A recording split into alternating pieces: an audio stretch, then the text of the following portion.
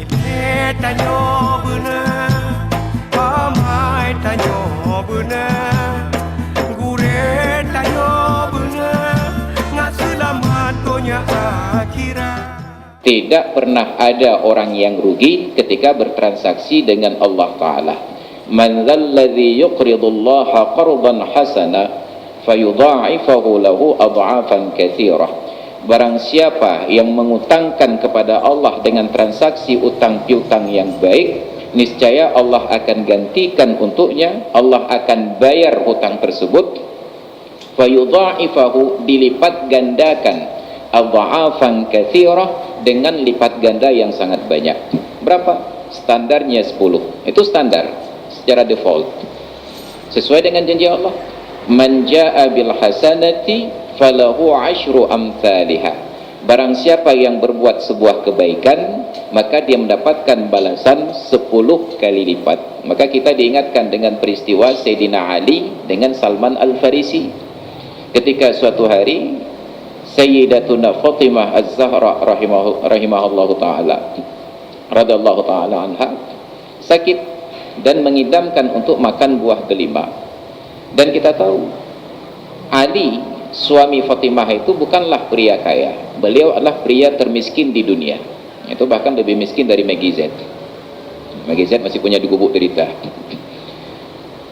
Ali bersusah payah memenuhi keinginan istrinya ini, sampai akhirnya ia dapatkan buah delima tersebut dengan susah payah.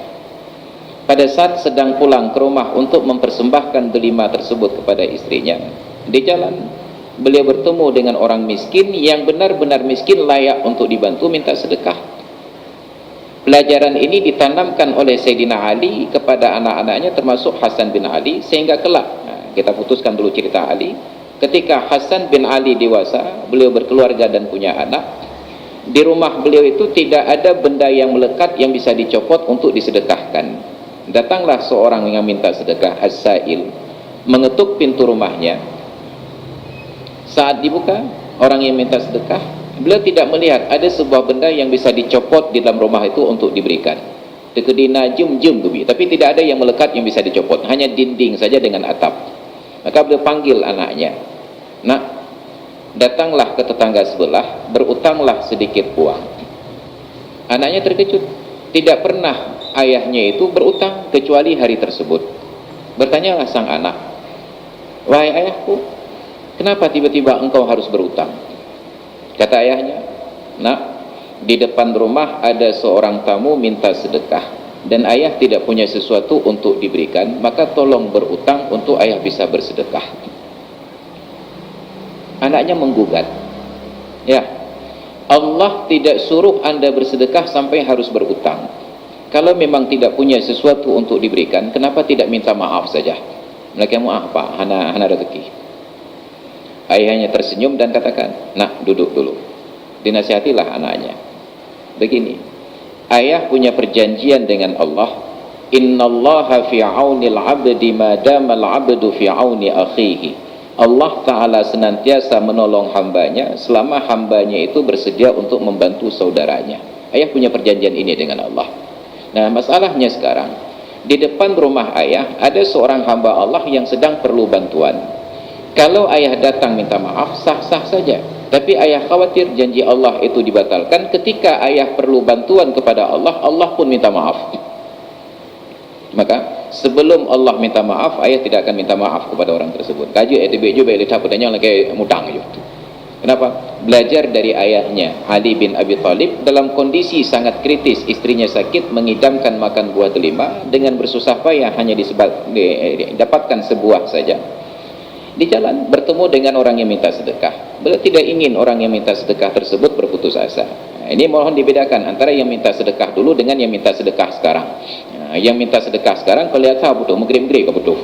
Kenapa? Karena yang sekarang minta sedekah itu bukan lagi didesak oleh kebutuhan, tetapi sudah menjadi sebuah profesi. Jika nyambut jadi minta sedekah itu sudah menjadi profesi. Maka saya selalu arahkan dalam setiap kesempatan dakwah, kalau bersedekah jangan di pinggir jalan. Maka ada sebuah kegiatan yang bagus sekali sudah dipraktekkan di sebuah masjid, di Masjid Baitur Rahim di Ulele. Di masjid tersebut setiap hari Jumat itu tersedia nasi bungkus 500 bungkus untuk jemaah Jumat. Dan ide nasi bungkus itu bukan datang dari orang kaya, karena pencetusnya saya sangat kenal seorang perempuan, bukan kaya, beliau hanya punya usaha jualan nasi bakar pada sebuah gerobak di samping warung orang lain. Yang milik beliau hanya rak itu saja untuk jualan nasi bakar di warung, numpang di tempat orang lain. Sekitar beberapa bulan yang lalu di media sosialnya dia unggah sebuah pertanyaan, adakah yang bersedia menghibahkan satu buah rak kaca untuk diletakkan di depan masjid? Maka berjalanlah, ada yang bersedia sedekahkan. Di rak tersebut di kacanya tertulis silahkan ambil gratis.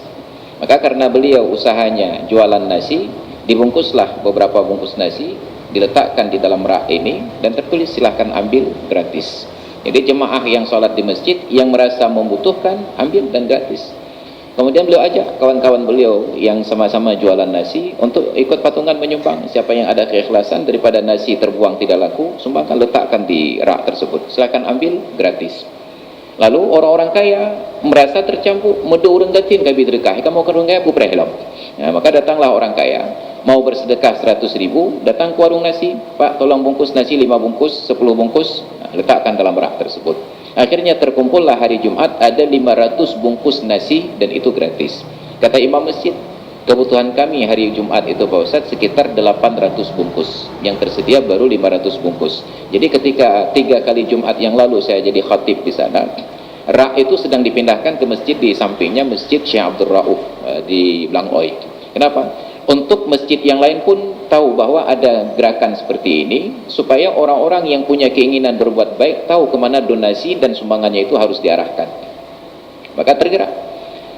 Kalaulah kita praktekkan demikian, ada kemudahan, maka sungguh kalau di kampung kita ini ada orang miskin datang ke setiap rumah mengetuk pintu minta sedekah, dapat diarahkan ke masjid.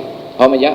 Lagi sedekah baju tengku. Kenapa? Belum sarapan pagi. Kalau mau sarapan pagi silahkan sholat subuh di masjid, ada nasi gratis. Oh ini bukan sarapan pagi, makan siang belum, silahkan sholat duhur ke masjid, ada nasi gratis. Duhur sudah selesai, malam ya hana belum, silahkan sholat maghrib dan isya di masjid, ada nasi gratis. Maka rumah-rumah kita aman dari didatangi oleh orang-orang yang minta sedekah, karena sedekahnya terkumpul di masjid. Masjid ramai, makmum. Orang miskin silahkan akses. Oh, nah orang kaya gecok priacit, silakan orang kaya yang merasa miskin, silakan, nggak ada masalah. Ini kan prioritasnya untuk orang miskin dulu. Bahwa ternyata lebih juga dari kebutuhan orang miskin, silakan orang kaya ambil. Karena tidak batal sedekah hanya karena orang kaya yang menikmati. Fi kulli kibdin ratbin ajrun, pada setiap paru-paru yang basah itu terdapat pahala. Bukan hanya orang miskin, termasuk orang kaya. Bukan hanya orang Islam, termasuk orang kafir. Bukan hanya orang yang taat, termasuk orang yang berbuat maksiat. Kadang itu ejak pencuri borong bandung deku, alhamdulillah hana hek lidah bagi yang selesai. Maka ada ide kebaikan itu dalam bentuk yang sederhana demikian rupa. Saya yakin kalau kita praktekkan di Masjid Al-Hidayah ini lebih dari mampu untuk 1000 bungkus setiap harinya. Maka kita alokasikan, ada sarapan pagi, ada makan siang, ada makan malam. Jadi jangan sampai tabung amal masjid itu hanya untuk menggendutkan rekening masjid. Kita berbangga-bangga, alhamdulillah saldo rekening masjid ada sekian miliar. Orang yang menyumbang untuk masjid bukan untuk disimpan di dalam rekening, mereka ingin uang itu benar-benar bermanfaat. Kalau masjid ini sudah selesai kebutuhan pembangunannya, sudah selesai kebutuhan takmir untuk memakmurkan masjidnya, baru kita lirik masjid-masjid di pinggiran kota yang tidak tersentuh oleh bantuan seperti ini. Karena mohon maaf saja, ada masjid-masjid di kampung yang ketika saya hadir jadi khatib Jumat bertanya kepada panitia, kenapa jumlah tabung amal Jumat yang lalu tidak diumumkan? Apa jawaban mereka? Handa dijutkan tengku. Kenapa? Bahkan tidak sampai bertemu dengan Soekarno. Enggak sampai bertemu dengan Soekarno jumlah tabung amal. Bayangkan, itu hari Jumat tidak sempat bertemu dengan Soekarno. Maksimal hanya dengan Gusti Ngurah Rai saja. Pangkatnya itu masih kolonel, Gusti Ngurah Rai. Enggak sempat bertemu dengan Soekarno. Untuk kemakmuran masjid operasionalnya saja tidak cukup. Pertanyaannya, apakah salah dan berdosa bila umpamanya di masjid kita ini lebih jumlah tabung amalnya untuk disalurkan ke masjid-masjid yang tidak cukup tabung amalnya untuk operasional masjid? Saya yakin bila kita sumbangkan dananya, Pak, alhamdulillah kami Jumat ini ada tabung amal sekitar 5 juta rupiah. kami sisihkan 1 juta untuk anda, silakan untuk operasional masjid, silakan nanti apa yang perlu dibangun, karena masjid kami sudah selesai. Maka saya yakin akan terjadilah silaturahmi antara masjid dengan masjid, bukan masing-masing masjid berlomba-lomba untuk menjadi yang paling banyak uang kasnya, tetapi menjadi masjid yang paling banyak sumbangannya, bukan lagi masjid yang hanya sekedar menerima sumbangan. Itu idenya. Maka kita mulai dari membuat rak tersebut, kita bantu orang-orang yang berhajat. Ini yang terjadi. Maka kalau itu kita lakukan, sungguh kita berhak memarahi orang yang minta sedekah di pinggir jalan. Yang pupuk lagi dekah no. Dia dah tenang orangnya. Oh, kami miskin Pak, perlu bantuan. Silahkan datang ke masjid kami, perlu makan 3 kali sehari gratis. Bila anda benar-benar terbukti miskin menurut pendataan kami akan berikan bantuan uang bulanan untuk anda. Tapi jangan berdiri di pinggir jalan minta-minta sedekah. Syaratnya solat berjamaah, ajak anda, anak dan istri anda solat berjamaah, kami akan jamin kebutuhan anda, maka selesai masalah. Tapi ternyata kita tidak tergerak untuk membantu yang demikian rupa. Maka saya sedih ketika tadi sambil duduk-duduk buka media sosial di Facebook, diceritakan ada seorang anak yatim piatu di rumah sakit Zainul Abidin, entah dari daerah mana, di Aceh. Yatim piatu, waktu kecil dia meninggal sebelum lahir meninggal ayahnya, kemudian di usia berapa bulan meninggal ibunya, sakit, mengalami pembengkakan otak gara-gara benturan di waktu kecil jatuh, kepalanya mengalami pembengkakan. Tidak ada seorang pun kerabatnya kecuali pamannya yang sedang bekerja pontang-panting di Malaysia, pulang untuk merawat anak yatim itu di rumah sakit Zainul Abidin. Dan pamannya ini tidak punya pekerjaan, mendampingi anak kecil yang yatim ini. Pertanyaannya, kita buat kenduri maulid sampai anggaran 5 juta, 10 juta, 20 juta rupiah untuk memberi makan orang yang kenyang. Jepat yang duduk-duduk rumah sakit bukan atau dulu. Kita undang orang-orang yang kenyang untuk datang makan kenduri. Saya hari ini saking sibuknya kenduri sampai 1 buah kenduri enggak sempat saya hadiri. Ada undangan pernikahan salah seorang jemaah kita diadakan di BKOW di Gedung Kartini. Tidak sempat hadir karena padatnya kegiatan. Ada pengajian sejak dari subuh di Masjid Jod Keung, jam 9 di Kejati, jam 12 siang solat zuhur di Fakultas Teknik Musala Al-Masna. Tambah tadi jam 2 sudah ada lagi kegiatan pengajian di LP3I, dilanjutkan tadi asar ada pengajian di Kampung Pinang, sekarang di sini. Selesai di sini masih ada 1 SKS lagi di Cokun. Dari pagi terus bergerak. Maka undangan kenduri itu bukan lagi rahmat, sudah jadi musibah bagi saya. Hana taja, hana mau taja memang. Nah, pertanyaannya, untuk orang yang tidak lagi perlu sumbangan makanan seperti saya, banyak sekali undangan. Tapi ada orang yang perlu makanan tetapi tidak terakses makanan ini. Nah, kenapa tidak kita arahkan? Okeylah kita buat kenduri di rumah. Tapi kenapa tidak sisa kenduri tersebut kita bungkus, kita paket dalam bentuk yang wajar dan layak konsumsi. Kita datang ke rumah sakit Zainal Abidin, kita tanyakan siapa ada keluarga pasien di sini yang tidak mendapatkan makanan. Kita bagi-bagi. Sungguh itu sedekah yang lebih bermakna daripada sekedar kenduri di rumah mengundang orang datang. Tapi kita tidak tergerak melakukannya. Maka Ali bin Abi Thalib dalam keterdesakan kondisi keluarganya yang sedang kritis dan sakit, beliau masih berfikir untuk orang yang minta sedekah ini. Dibelahlah buah delima tersebut, sebelah untuk orang miskin ini dan sebelah dibawa pulang untuk istrinya. Tidak berselang lama, datang Salman Al-Farisi ke rumah tersebut dengan membawa sebuah nampan yang tertutup, mengetuk pintu rumah Ali. Ketika bertemu dengan Ali, katanya, wahai Ali, saya diperintahkan oleh Rasulullah untuk mengantarkan 9 buah delima ini kepadamu. 9 buah delima. Ketika dihitung oleh Ali, benar 9. Kata Ali, kemana satu lagi? Oh, sebuah itu. Dengan tersenyum, Salman Al-Farisi keluarkan 1 buah lagi dari dalam lengan bajunya. Lengan baju orang Arab itu lebar, disembunyikan. Dengan tersenyum dia katakan, wahai Ali, sebenarnya saya bukan ingin mencuri milikmu, hanya ingin mengetahui apakah engkau tahu bahwa Allah Ta'ala akan membalas kebaikan itu 10 kali lipat.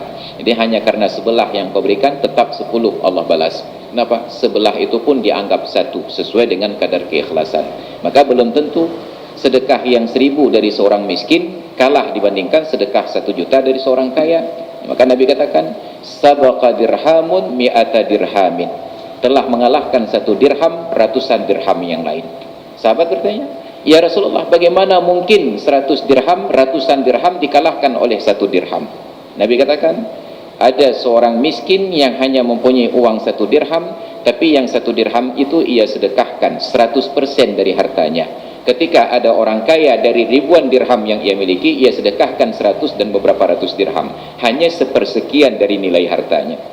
Maka jangan berkecil hati hanya karena penghasilan dan gaji kita kecil. Saat memasukkan uang ke dalam tabung amal itu, merasa malu kepada orang di sampingnya. Ya Allah, cik terima ya tak?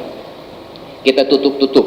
Ketika yang di sampingnya dengan penuh bangga membuka lembaran Soekarno-Hatta tersebut, dibuka-buka, lipat likurnya ulam. Ya Allah, teribeng untuk teribeng hidup atake tadi. Jangan.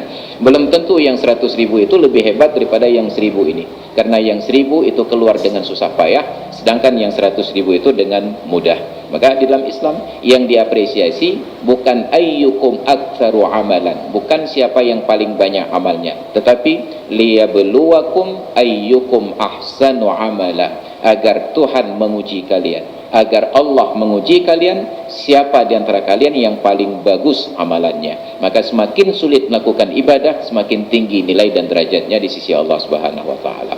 Ile tanyo bener, amai tanyo bener, gure tanyo bener, ngak selamat dunia akhirat.